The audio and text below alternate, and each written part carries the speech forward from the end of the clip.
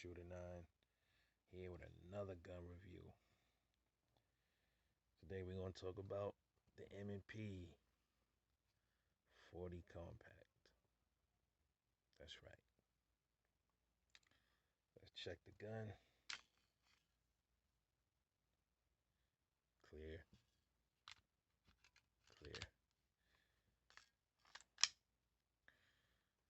Now, this gun here, people call this a compact.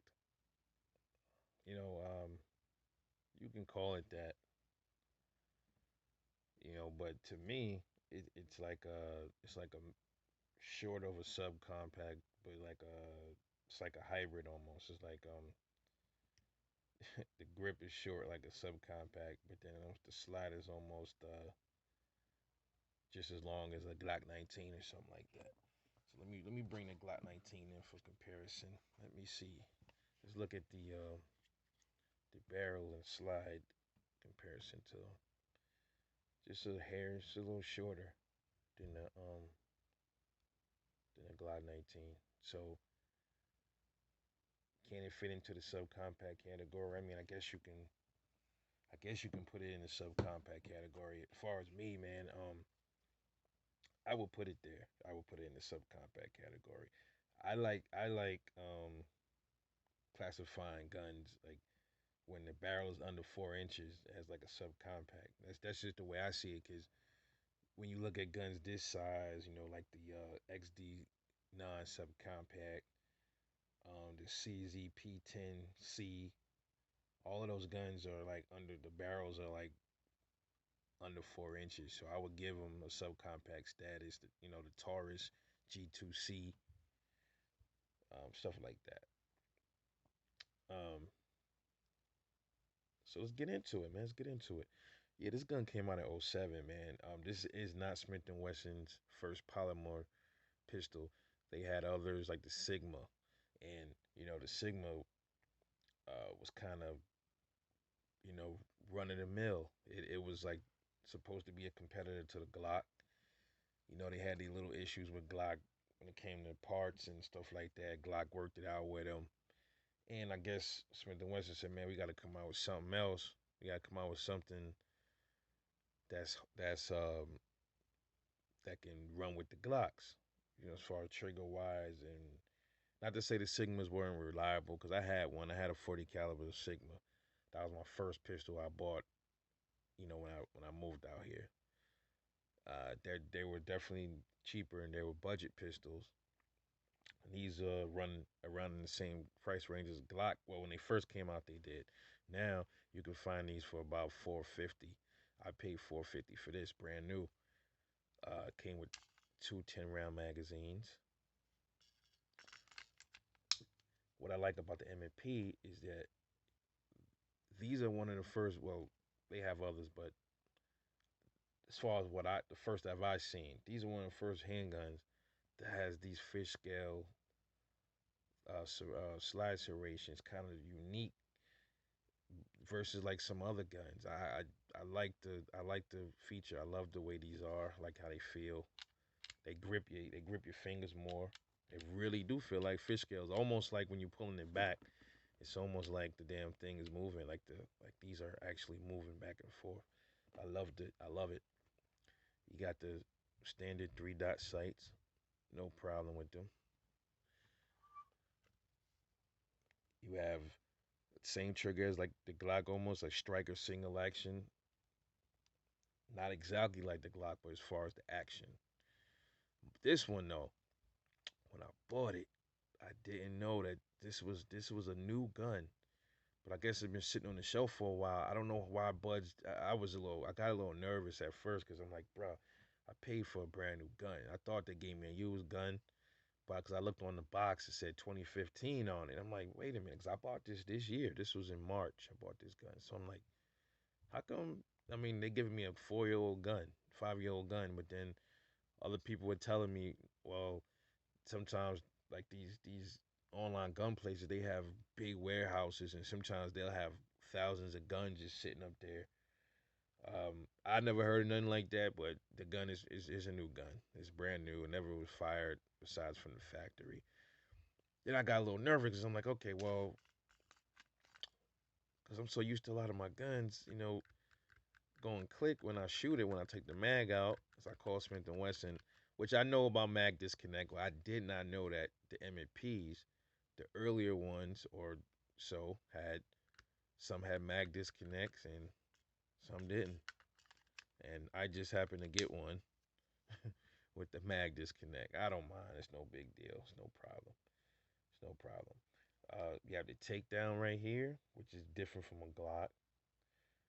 I actually like this takedown. You can take it down two ways. You can take it down, pull a lever, and then there's a lever that you push down, and then you can take it apart that way.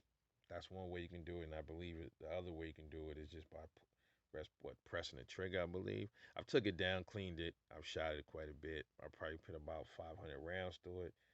No hiccups, no problems there. Um, Loaded chamber indicator right here.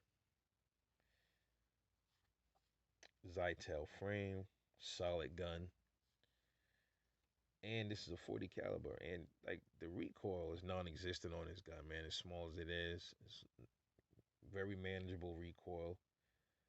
Uh, you get 10 rounds in a what I call a subcompact is pretty good.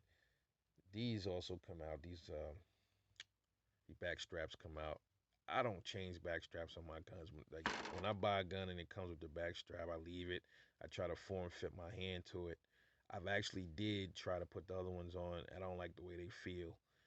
I'm just used to the one that it came with. It came with this one, and that's the one I keep on it. And to change the back strap is this tool right here. You pull it out, twist it, and it comes out, and you can pull this out. And then when you pull this down, these can slide right out. I'm not gonna do that here though. Now, what are my pros? The pros of this gun is a great carry gun. I use it to carry. This is one of my carry pistols. My fall carry gun. So I use this in the waistband holster, which is held up pretty well. It's held up really well. Um, Good retention. Um, very. It's not heavy. It's when you carrying it, man. I mean, it's not loaded. So when it's 10 rounds, you it's still well balanced. You don't feel it weighing down your waist. It's a pretty decent weight when it's loaded. Not too heavy, not light. You know it's there, but it's not a problem. It's a pretty good concealed carry gun, very reliable. My cons, it's again, I've tried to find cons with it. Like I said, people might find cons with it. My personal opinion, I can't find any cons with the gun at all. It's just as good as my Glock, but I'm just in love with my Glock, because I guess I had it longer. Can't find any cons with it. This gun is probably built. You could probably argue the fact that it's of higher quality than the Glock. You can argue that fact due to the fact that this has a metal guide rod. The Glock's is plastic, and even though my Glock guide rod is never giving me any problems, but you might want to invest in a metal one just to be on the safe side, or invest in a few plastic ones as well. So yeah, I can't find any cons with it as far as I'm concerned. It Let's check the weight. Scale is iffy today. So this gun weighs 25 ounces unloaded. 25.1 ounces. Let's make sure. Yeah, 25 ounces. So it's heavier than the Glock 19. And that's due to it having the metal recoil spring. That's one of the reasons why it's just a more heavier duty gun. So, and also these have metal sights, and the Glocks is plastic. So that adds to the weight of the gun, but it's not significant. It's not a big not a big deal. Very, oh man, this is probably my second favorite gun out of all of my guns is the M&P. And I will be looking into getting some more M&Ps, maybe a shield and maybe a full size 45. like maybe a different, like a desert tan or something like that. But I've I've wanted this gun, and it's funny because I wanted this gun for years because I've had all these other carry guns, and I always wanted a 40 to carry, and I couldn't figure out which one I wanted. Then I fell in love with the M&P when I was at the gun store one time, but I just never got around to buying it. I've been buying all these other ones, and I never dug down and went ahead and bought an M&P. And I said this time I'm just gonna go ahead and grab this M&P. But this is a great gun.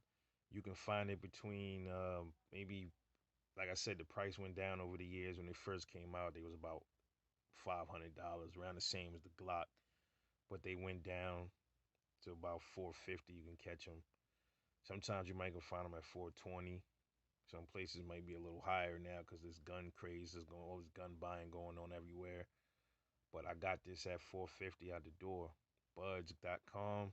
Shout out to Buds. Go check out Buds.com. So that will conclude this review, man. I hope you enjoyed it. Look out for more videos from me, shooting videos, more review videos, different type of things. As the channel grows, grow along with it. Grow with me, baby. Grow with me. Thanks for watching. Like and subscribe. Go out and shoot, have fun, and enjoy your Second Amendment. Catch y'all later on the next one.